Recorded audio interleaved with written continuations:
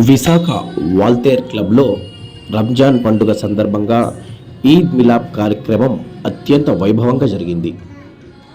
Visakha Waltair club managing committee సభ్యులు మరియు ఇత్తహాద్ Muslim community సభ్యులు ఆధ్వర్యంలో ఈద్ మిలాద్ కార్యక్రమం అత్యంత ఘనంగా జరిగింది.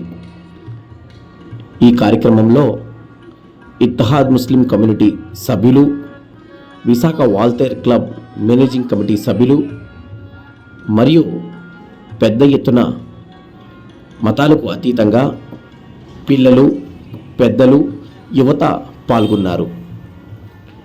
ఈ సందర్భంగా Visakha Waltair club committee member,